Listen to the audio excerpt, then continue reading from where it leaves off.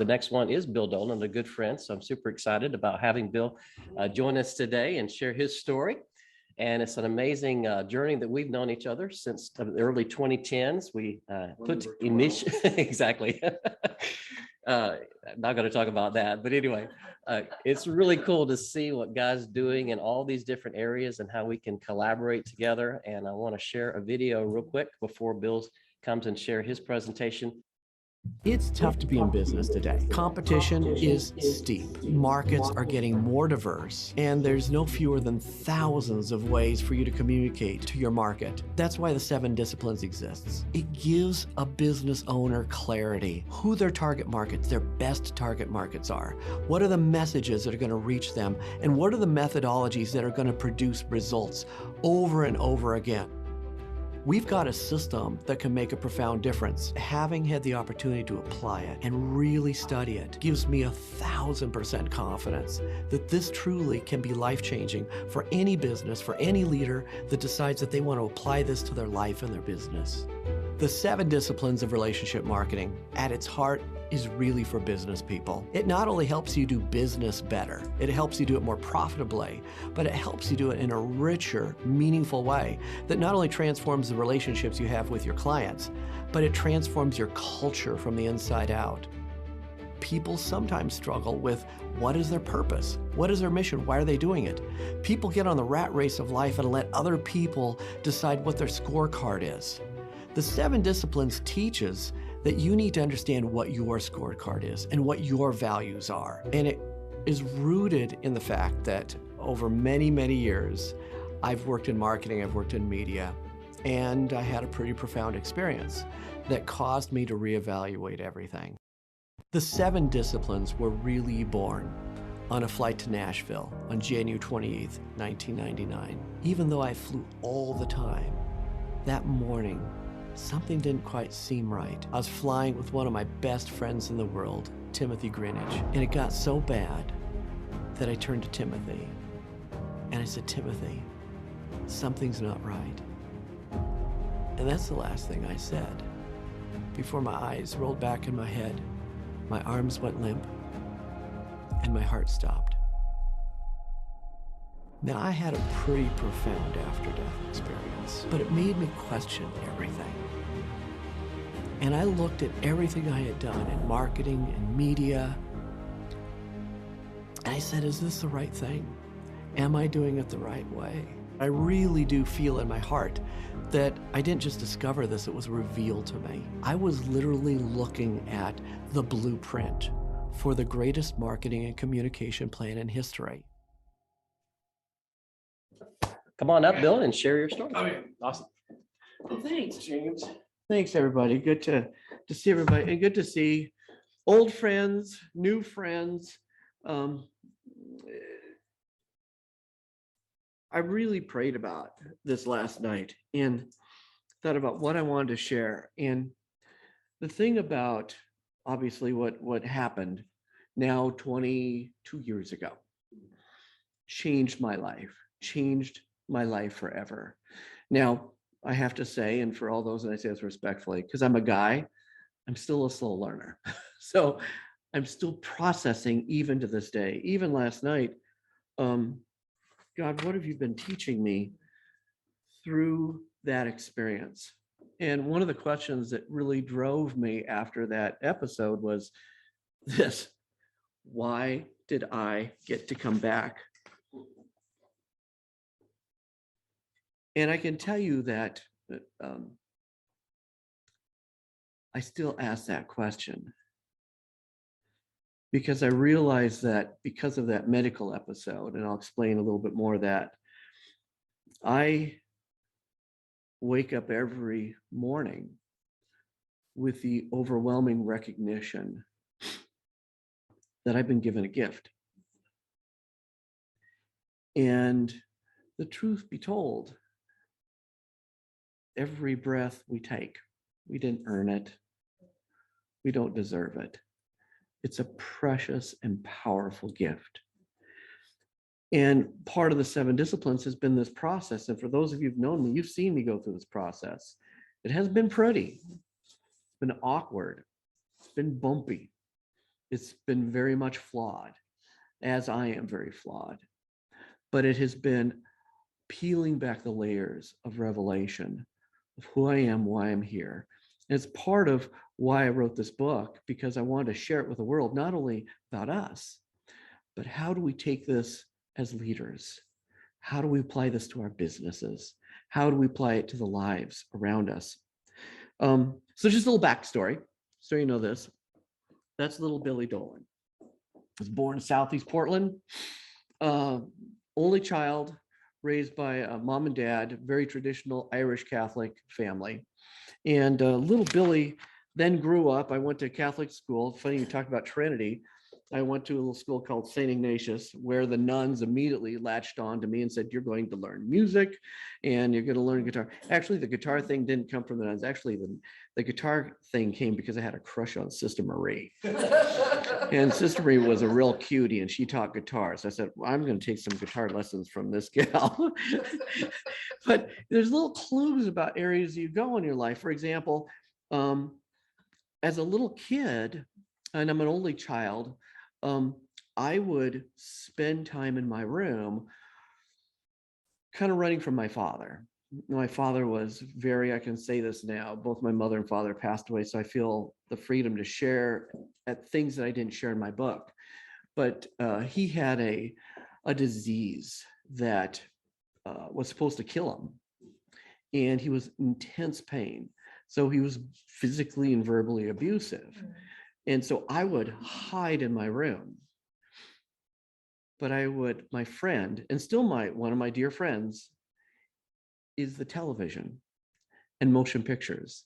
And I had no idea that what I was using as a vehicle escape was actually revealing to me an opportunity to learn about telling stories, to learn about creating experiences. And so here's one of my experiences. That's little Billy. I actually made a bench with the picnic bench, and I'm doing magic tricks for the kids in the backyard. This was my first foray into entertainment. with the tragic truth being I was the entertainment. But I had an entrepreneurial spirit too, I guess, somewhere, because we had a fenced backyard and I've charged them $0.25 to come in and see the show. Here's the older Billy who ended up getting into announcing and doing things in the high school. However, the thing about life and the experience we have about pain is that they become almost like a rudder for us. I mean, we kind of make choices in life on the river of life, whether we're going to go with the current and allow culture to kind of dictate the flow of where we go. Sometimes we're going to let pain shape that rudder. And sometimes, hopefully with maturity, we let purpose shape that rudder. And sometimes during that pain, of course, we can reflect in a lot of ways. This was a season. People go, who is that guy? Actually, that is me with the guitar in the front with the dark eyes looking in the camera, because I found that anger was a great way of seizing power that I thought I had lost. Anger works. Anger says, get away from me. Anger says, I'm going to kick your butt. Anger says, I've got a shield on and I'm not going to be hurt ever again. And there were seasons, and the trouble being is that inside all of us is every age we've ever been. And so we make choices about whether we're going to use our past as an instrument of healing or an instrument of hope or pain and fear. I mean, we make choices. Quick note about that. You know, you hear people say, you always need to live in the present. Just live in the present. We're not living in the present. But I'll tell you, the second we walk out of here, hopefully you're living in the present and going, oh, this is valuable. Second we walk out of here, you're not going to be in the present anymore. Other than maybe driving, you're immediately going to start thinking about the future or the past. In fact, the majority of our time is not spent in the present. It's anticipation and reflection. And we get to control what that will be. And in my case, when you have pain, you get to decide whether you're going to reflect on that pain or you're going to anticipate future pain. Or you get to reflect on the lessons of healing and anticipate offering hope.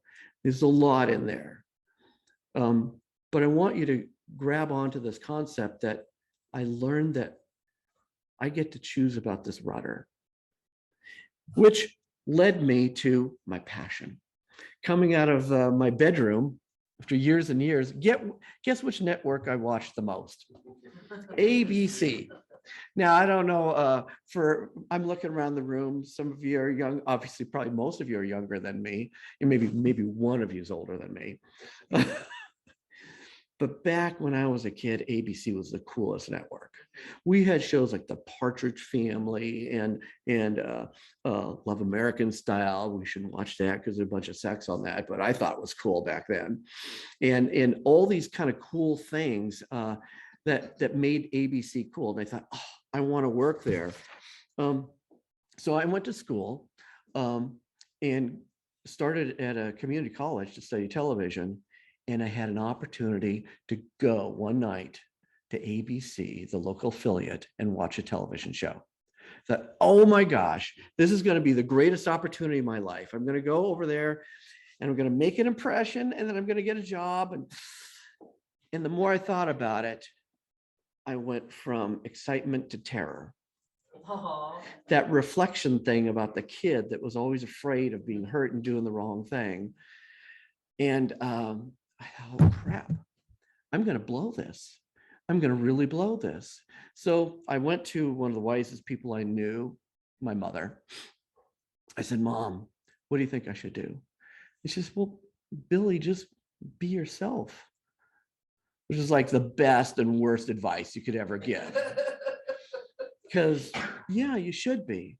But the worst part is when you don't think that being you is good enough. You're thinking, oh, no, this isn't going to work. But then, eureka. Now, I don't know if you remember Famous Amos cookies. Mm-hmm. Famous Amos cookies. Now, a lot of people don't know that Famous Amos actually was a casting director in the motion picture industry. And he'd show up on set all the time with his gift was cookies. In fact, yesterday I had clients in the office. I made cookies for them. It's kind of a signature thing. And I'm a dirtbag. I should have brought you cookies today. I'm sorry. But Dawn, I'm sorry. You know, I think Don's had my cookies, maybe. I don't know. Either way, he used to show up with cookies. And I make cookies. Maybe this is the way I'm going to get in the door. So that night, I just before I went in, I made a batch of hot chocolate chip cookies. And as I'm walking in, I put them in the bag. I get this brilliant stroke of genius. I marked the bag, Bill's Famous Cookies. Okay. So I walk into that station and darn it, it wasn't just me. There were two other guys that my friend had invited to come in and watch that night. And one was Mike, who was a GI vet. He was tall and handsome and smart and confident, born for sales. He immediately saw the producer and said, oh, great to meet you. I love your show and all that. And I'm thinking, crap. Sorry, I think that's Christian cussing. I said, crap, I can't be Mike. I'm already into comparison. But then also there was Jeff there. And Jeff was, I say this respectfully, the class nerd.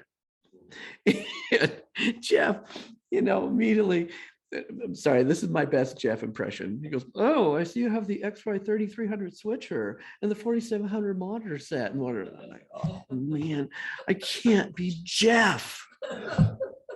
So in my little timid way, the producer finally looked at me and I just held that bag out. And all I could get out was, hi, I'm Bill. Would you like a cookie? That's all I said. And the producer, now see, I just got him out of the oven. So you know what it's like when you have a bag and there's hot chocolate chip cookies in it and you can kind of see there's something in it. And he opens the bag and the smell of the cookies wafted through the room. And he took one out and the chocolate chips were still melty. And he took a bite and he said, oh my gosh, these are great. And he called over to the technical director and says, hey, would you like a bite of these cookies? You know, this kid brought them from school. He goes, oh yeah. So I walk over, I show my bag and he goes, thank you, Bill. He says, go to the audio director. And then he calls down to the studio. And these are celebrities to me, people I've been watching on television for years. He goes, hey, there's this kid from college and he brought these cookies. You want some? I said, yeah, send him down. So they sent me down. And I walked into, I would say, like Disneyland times 100. It was like overwhelming as I walked into the space. And here are my heroes. And they said, why, thank you, Bill. Thank you, Bill. Thank you, Bill. Well, that night, by the end of the night, I was out of cookies. And as I walked out, the producer turned to me and says, hey, you coming back next week? I said, yeah. So I came back the next week and the next week and the next week with cookies. And after 90 days, my friend was leaving his internship and the producer turned to me and says, you know, Bill, because I have a stack of intern apps about that thick on my desk. He said, but if you want to be our summer intern, we'd love to have you. I said, I'd love to. So I became the summer intern. And after 91 days, who would think that the pain, the fear that would drive me in my room to watch television, to this aspiration to try to be approved and find something that would be meaningful and fun, to someone who would escape into the kitchen to bake cookies with his mom, would end up landing a job, my dream job. And I became one of the youngest major market directors in the country because I was hired before I even got out of college. I was 20 years old when I started at the ABC affiliate here. Now, I will say from there, it led me to traveling the world, doing productions, you know, in virtually every continent. I've never been to Antarctica, working with major corporations. By the way, when you say, who are your primary customers? We technically today have two companies. I have a company that does motion pictures called the Superhero Alliance, and I have another company, Spirit Media, which produces videos, virtual events, and our targets are really corporations and nonprofits. You know, so the corporations that hire us are usually doing 20 million to 100 million in revenue. The virtual events, most of those companies are billion-dollar companies who really want to have a global reach, and so we produce a lot of their shows. I've worked with a lot of celebrities, no political causes here, but they're around documentaries and different projects that led me around the world, working with a lot of people, even in their homes and directing them. And of course, because I was a director, I began working with a lot of rock and roll. I also worked with Luis Plau. So there's virtually every major Christian band, a lot of secular bands. I've had all these, and this ultimately led to me producing that documentary project that took me to Nashville and my death episode, which, by the way, resulted in this. I was diagnosed with malignant neurocardiogenic syncope. So those of you who kind of geek out on medical stuff, it basically means malignant, you can die from it. Neuro's brain, cardio's heart, and syncope is out of sync. And the only way they don't know really what causes it. They know that in extreme form, it'll kill you because it just like your brain gets confused and stops your heart. And so they give you one of these. And by the way, in that picture, this is the pacemaker from that picture.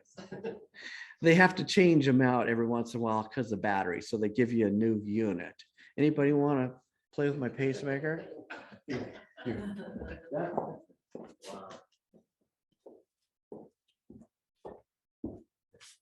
Sorry, you guys at home.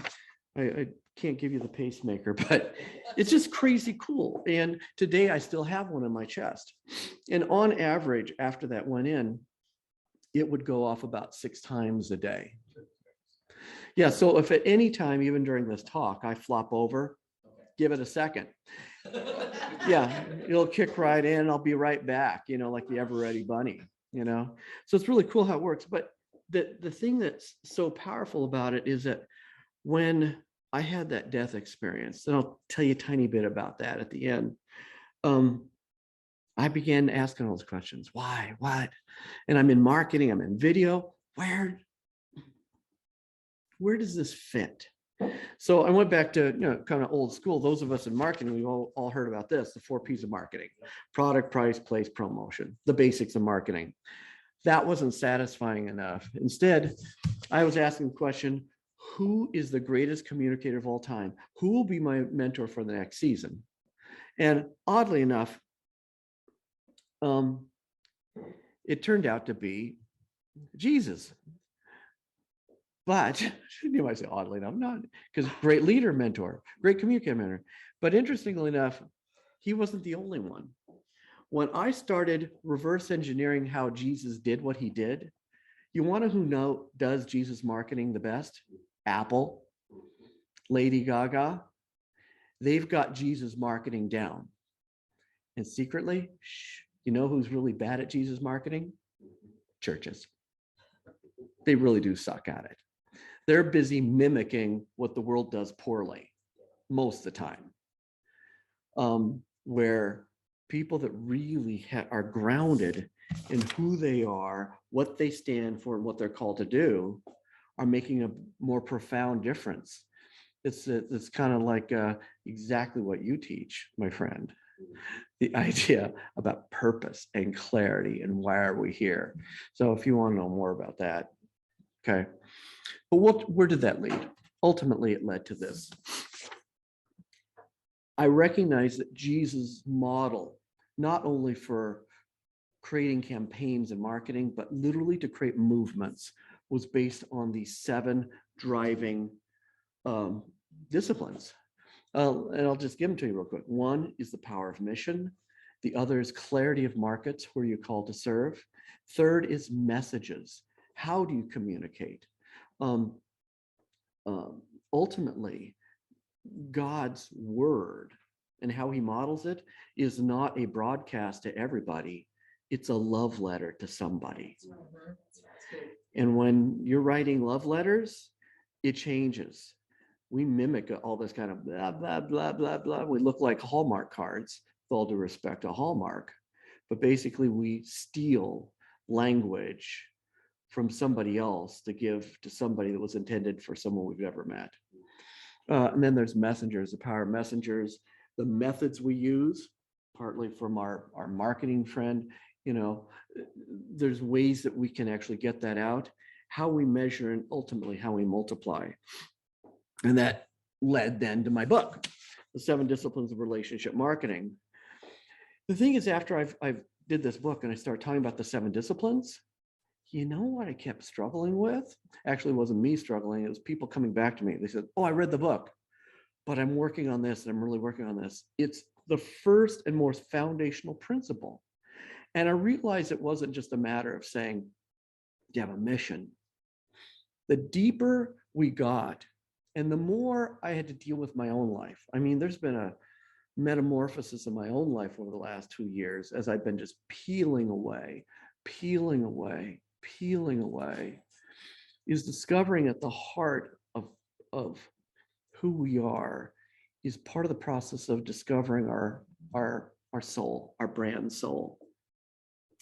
And so when I want to talk to kind of bring this to close, and maybe an application that you can take with you, is really 5 keys to discover your brand soul.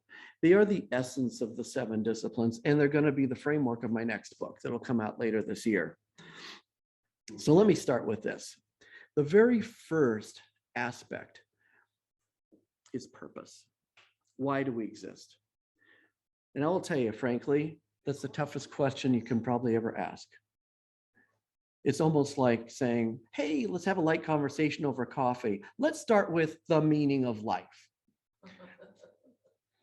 And what happens is it's such a difficult question that you have to peel away so many layers that most people answer on a surface level and move on, because they don't either have the capacity to go deep or they don't want to go deep. But understanding why we exist is so foundational.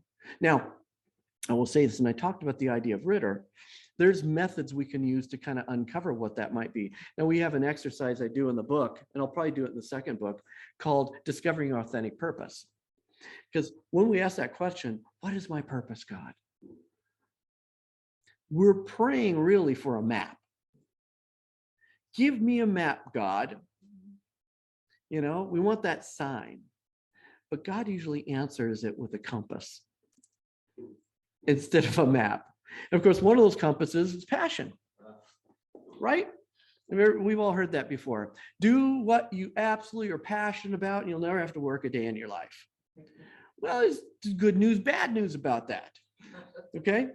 I am so thankful that what I do for a living in my life, I love.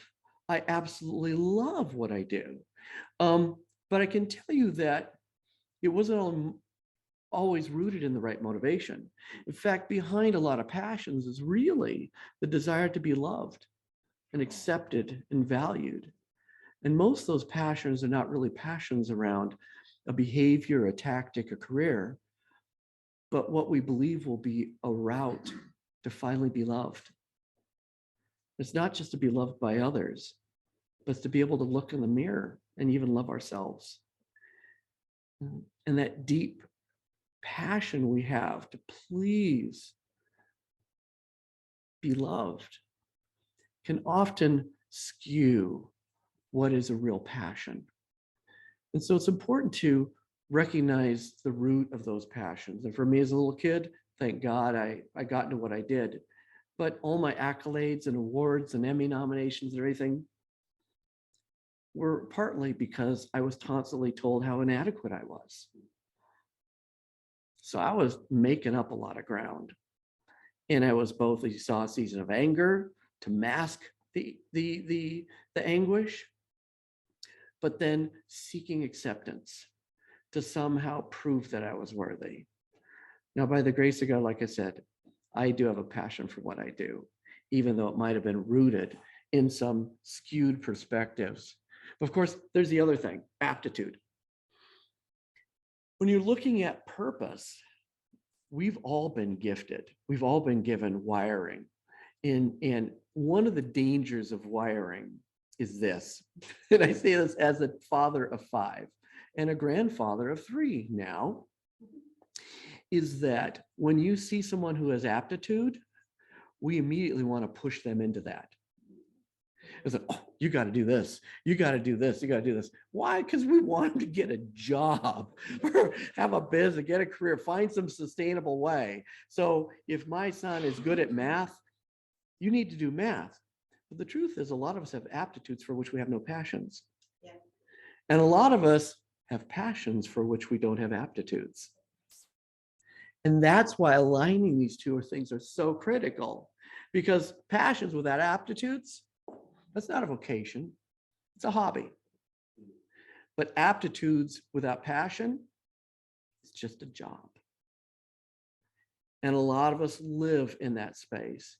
But there's a third thing that God gives us, and that's life experience. What have you experienced, and what are the scenarios in your life? You know, and it was great, Don, it's great to see you again, because I think about people that I've met like you who are so crazy gifted in so many areas. And so you have all these options, as I do, and probably everybody in this room and on this broadcast has.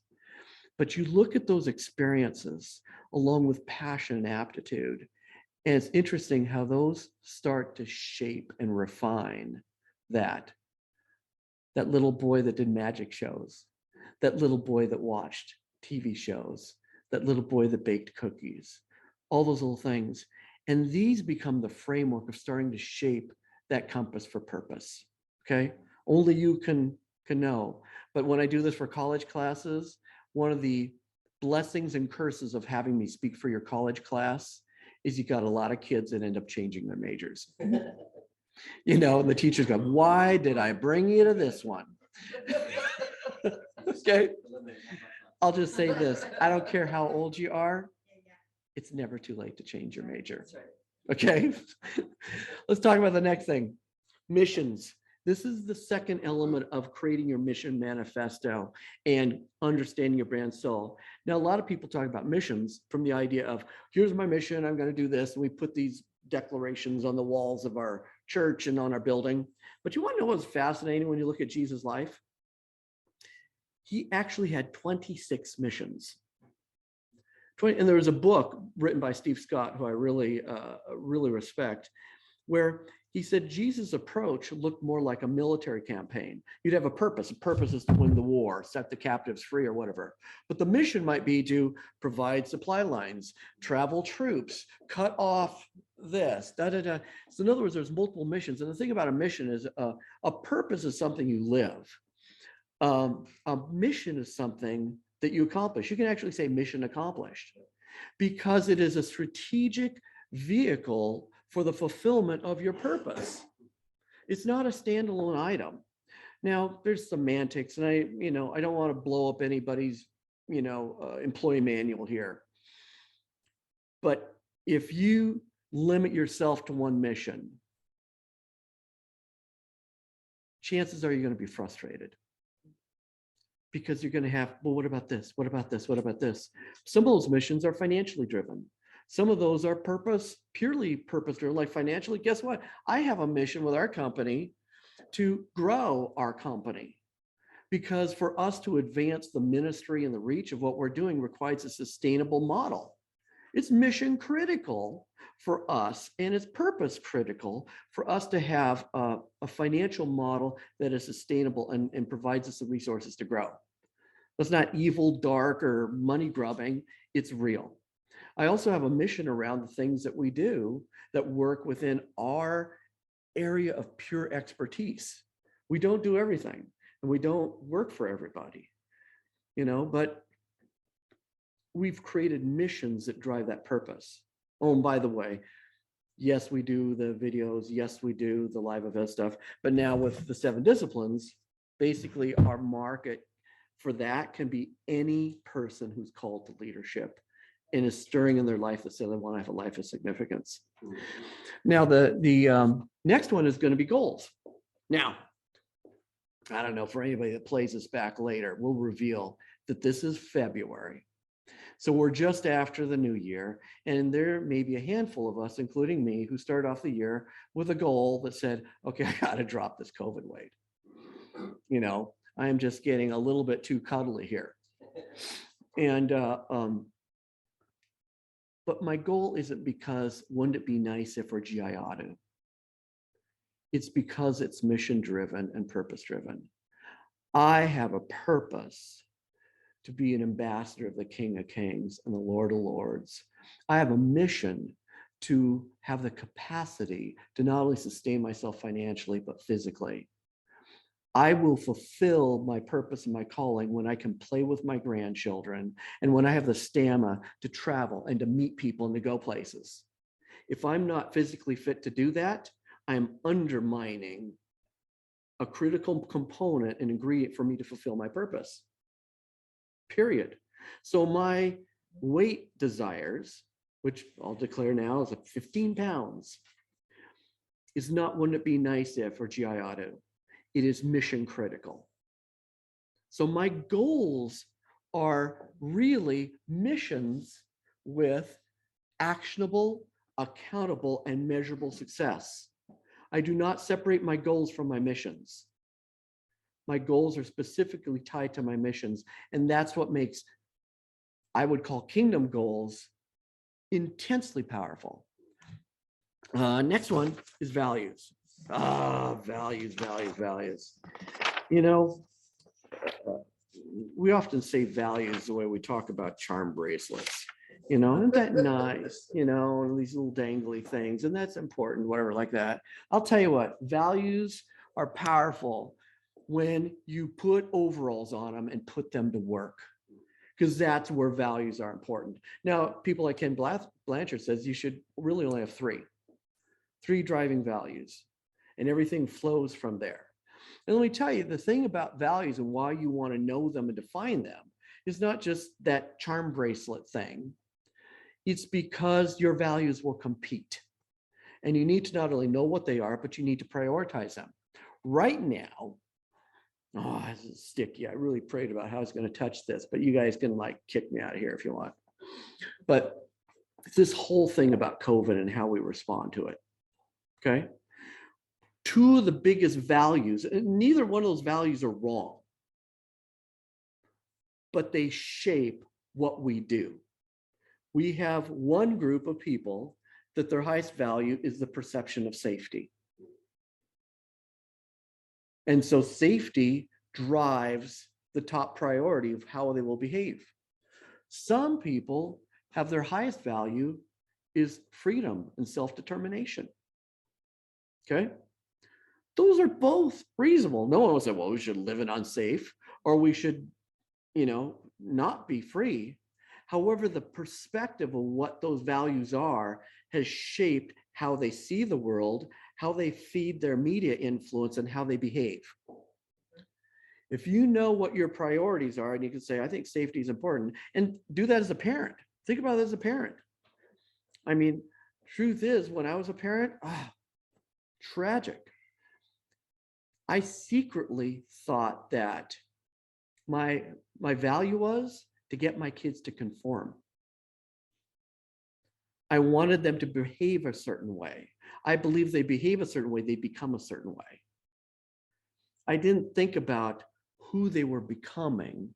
I was thinking about how they were behaving. And so as a young parent, I focused a lot on behavioral scenarios, and all my stuff had to do with conformity, including the conformity to do things that kept you safe. Okay? My values, and that's not a bad thing, but guess what? My values were out of whack because I hadn't identified that. I hadn't expressed it properly. And my kids are coming back to me explaining a little bit about that. That school systems teach a lot of kids to conform, not to become. Okay? Now, delicate subject, I'll just leave it there. But I want you to know this. If you don't have clarity about those values and prioritize them, then it's going to be like a shell game. And we've seen the shell game. Put a value into here, and they just slide back and forth, wondering where is the shell? Where is the priority? I don't know. The hands are moving fast. Culture is moving fast. But if you know your values, you know exactly where the nut is. You know exactly where you are. So this is a critical step of this. The next and the last piece of this 5-part keys to undiscovering your brand soul is vision. And that is, what does it look like when you fulfilled your missions? And it's really important to recognize that I say this as a TV guy. Vision goes to the visual cortex. You can see it. You can see it. And if your vision is just verbal, your vision is just tactical, your vision does not lead to a conclusion, but just leads to an action, it's not a vision. It might be an action step. It's not a vision. And the reason that vision is so important for you to see where you're going is because if you're a leader, you need to be able to paint a picture that's so abundantly clear that the others on your team see it.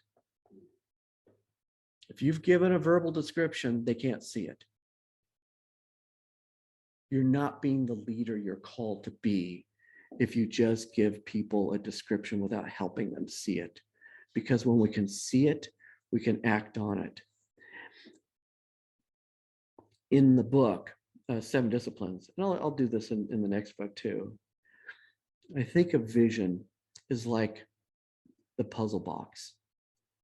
Because for those of you, you've ever done puzzles, most of us have. What's the first thing you do before you start putting together the puzzle? It's look at the front of the box.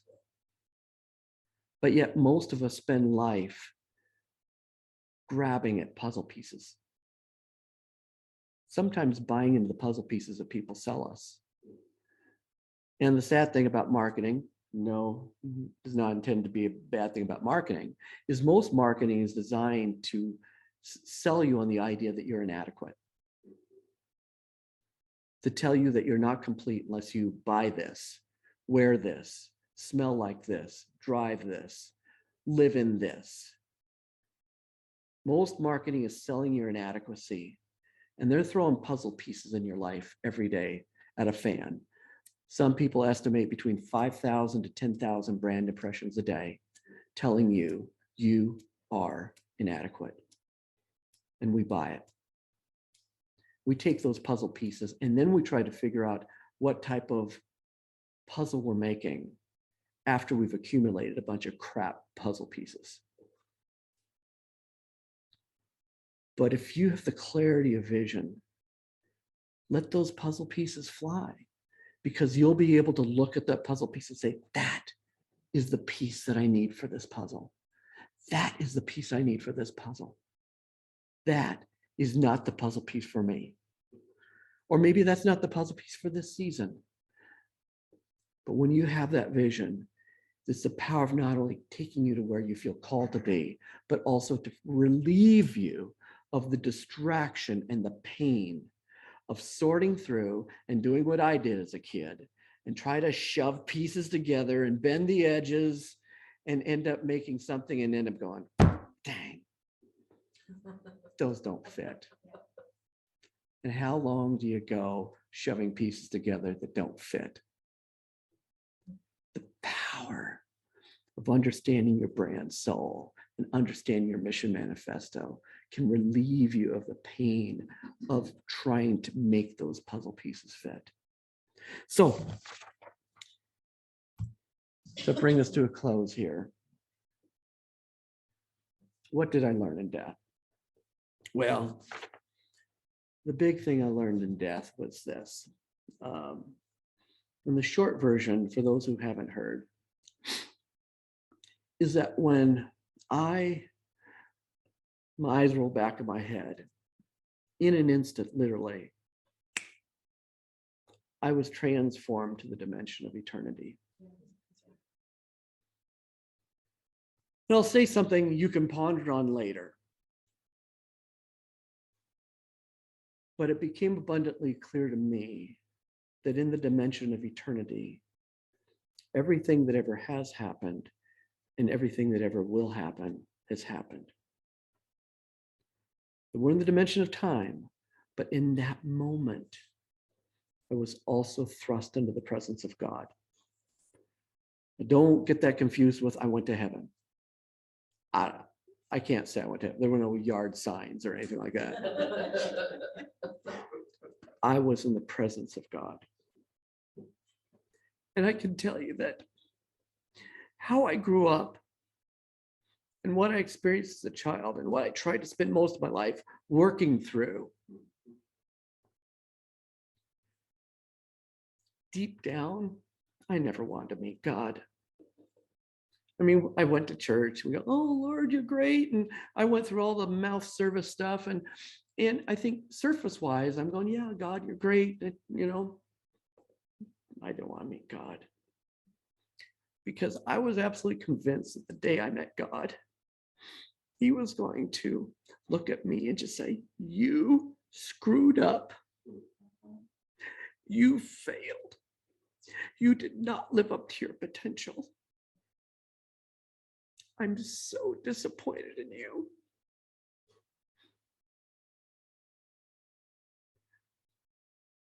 But when I came in the presence of God, I was overwhelmed and consumed with love.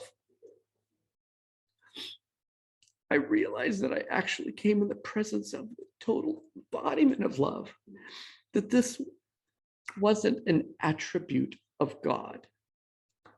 Love is the essence of God. And I recognize that I can say this for everybody watching and sitting in this room, that the creator of the universe doesn't just know you, doesn't just like you, doesn't just love you. But the creator of the universe is madly in love with you and has shared every tear, hoped every hope, dreamed every dream, and is celebrating and cheering for you for the fulfillment of your destiny. and all that you're called to be. And we're given, as I started with today, the gift of life, that we might live that. I saw a speaker not too long ago. You might have seen him too. And I remember during his talk, he started doing this. I remember thinking, what the crud is he doing? You know, is this the time that, oh, you're in TV, you're about to close off with a spiffy song? But no, he did this because virtually every snap represents someone's death. That every day, on the average, over 150,000 people leave this earth. But we're here. And if you and I have been given the breath of life today, yeah, we didn't earn it. We didn't deserve it. It is truly a gift, and not just a gift, but a statement from the King of Kings and the Lord of Lords that you have a divine purpose. And he's so madly in love with you that today he's cheering for you. He's cheering for you to realize the fullness of your destiny and to discover the page turner of your life so that you will realize also the power of your legacy.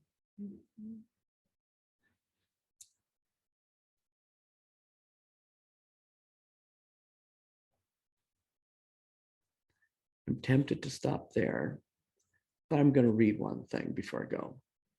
Last thing.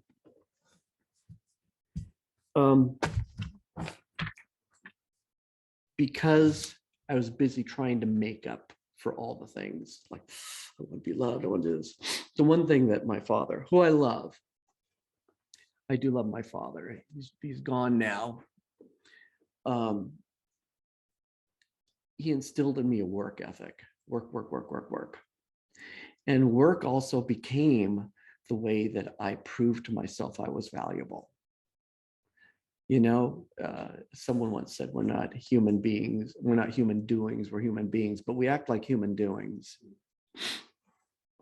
And so as I started thinking about what was my rudder made out of, was it made out of fear? Was I just flowing, or was it made out of purpose?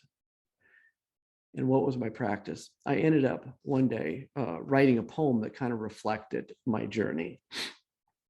I call it The Mighty Oarsman. I just pulled this out last night, so I'm trusting God has this for somebody. Or you can all just go, well, that wasted another minute, thanks. But I'll share this with you, and I've decided I'm going to put this in the next book.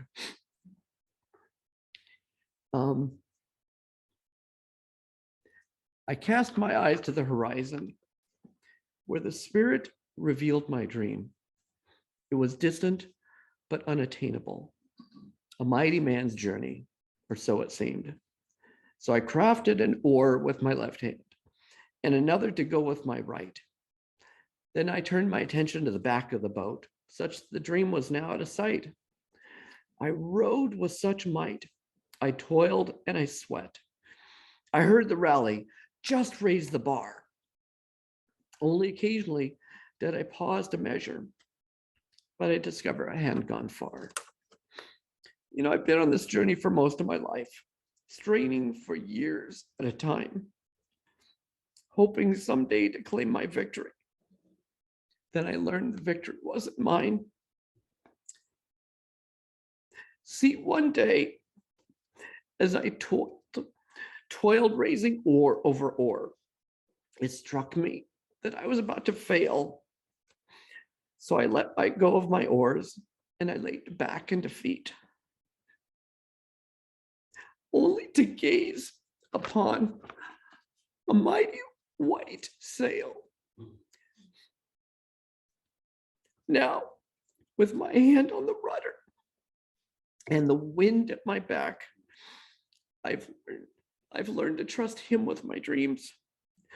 As the lord of my ship, my strength hindered the voyage, but now my captain is the king of all kings. I know now the vessel en route to my dream, by the wind of God's spirit will soar. If I listen and trust in the strength of the Lord and practice to lay down my oar. One of our passions is a marketplace catalyst is to engage in sharing our lives in the community and being a part of that in some way, and to allow people to be impacted. And one of the fun things that we've done together over the years is wrap around this amazing center called the Bobby Lakes Hope Center. I want to share a video that Bill produced 2 years ago for that.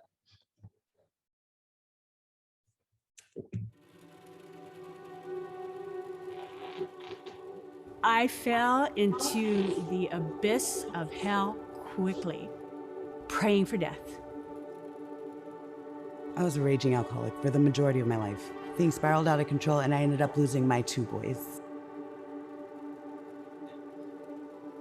The more that we can help people change their life from the toughest places that they come from, where they hurt the most, why they hide, then we could give them a true foundation to change their life.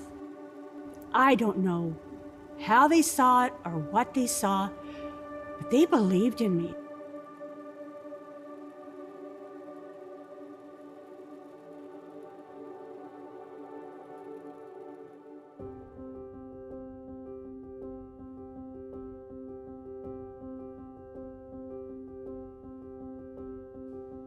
Longer-term homeless reentry doesn't exist. When I started the organization, I knew that that was the missing link.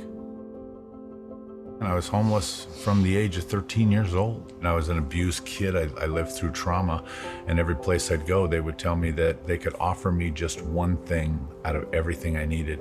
What makes this different is you walk in the door and receive the services you need and the opportunity to change your life under one roof in one location. The organization internally is ran by people with lived experience. There are people there to help you process your day in the real world. How was your day? How'd you feel? What can we do different? They really genuinely try to get to know you and what will work for you to succeed. We make all decisions for every single person we want to assist based off of the data we collect from them when they come through the door. 1, we can see what people need to do to change, and 2, we can provide the best service that we possibly can. And then we can really truly gather depth and information to make good business decisions for our organization to provide the best service possible to serve a person. There's a credibility there that resonated with me and others. I think they're taking the best of street smarts and the high-tech world we're in and combining those so they can tailor different kinds of approaches and treatments that are science and fact-based. The 88% success rate.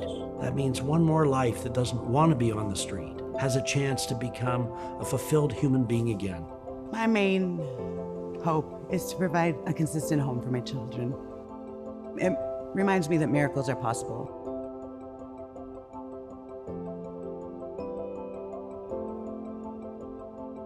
If you were to build the perfect building for our program, that would be it.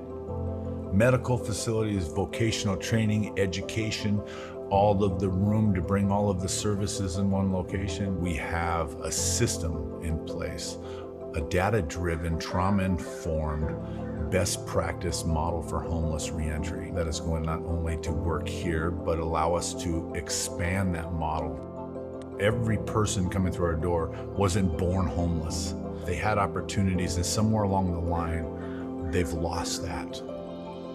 To watch somebody transform, it all starts out with loving people until they love themselves.